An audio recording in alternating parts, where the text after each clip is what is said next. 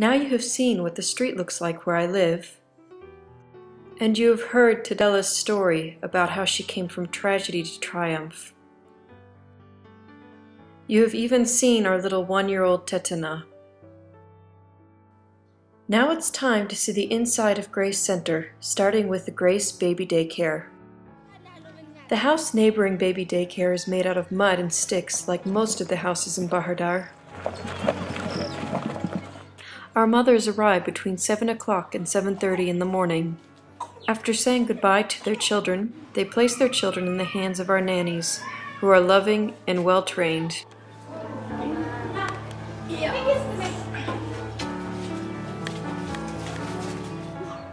Zertihun, who is not only a washing lady but one of our mothers, begins hanging out the clothes that have not quite dried from the day before.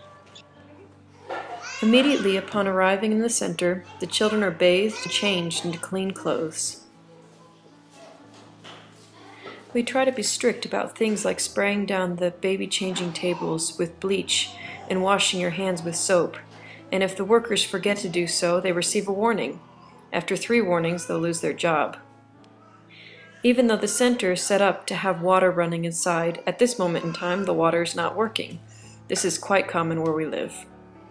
After the baby has on clean clothes, their own clothes are placed into little cubby holes and compartments. We feel that it's the mother's responsibility to wash the clothes now that she's able to work and provide for her child. The main play area is separated between shelves to leave room for 2 sides. One side is for the bigger kids that toddle around a lot and like to play, and the other side is for the children who can't quite crawl yet and are sitting or laying down. This way they don't end up toppling on top of each other. We try and make sure there is at least 1 caregiver for every 2 to 3 infants.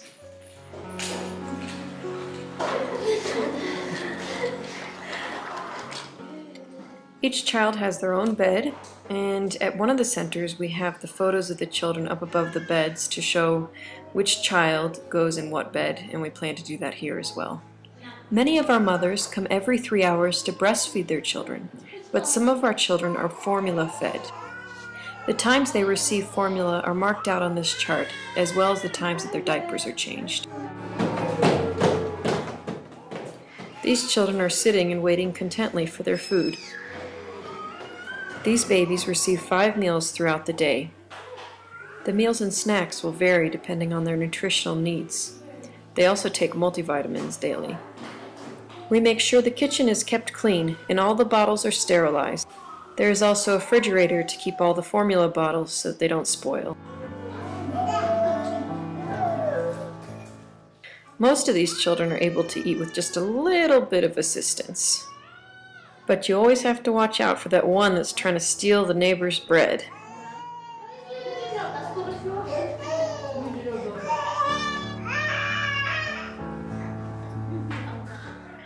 And these little ones are being fed avocados.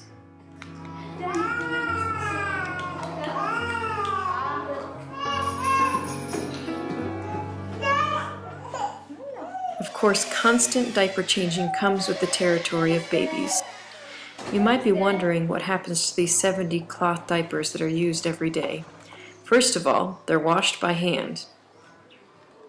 Then they're hung on the line, 5 rows thick, but somehow they always manage to stay bright and clean. We try to rent houses with tiled floors so that they can be easily cleaned and disinfected. I can never figure out who likes music time better, the children or the workers.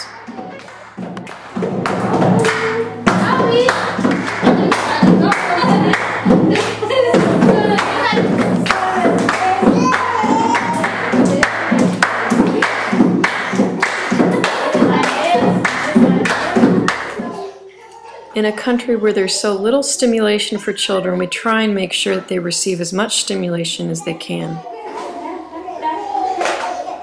Our nurse comes regularly to check the health of the babies. When the day comes to an end, the children are changed back into their clothes that they came in.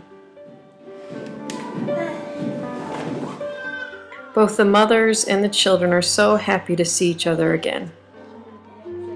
Most of our mothers have conceived their children through rape, and came to us wanting to abandon their children. They felt they had no place to turn to. Once they heard about our daycare, they were relieved that they could raise their children. Many of our mothers are teenagers as well, but the strength that they carry in their life is inspiring to all of us that are able to witness it. We are always striving for excellence with our workers and our mothers, but many times I am the one that is blown away by their soul and their strength and their excellence. And here is our washing lady, Zertihun again, with her baby girl. In fact, she didn't even have a last name for her daughter because she was raped and didn't know who the father was. So she named the child Grace. She feels that if it wasn't for God's gift of the Grace Center, her children would not be alive today.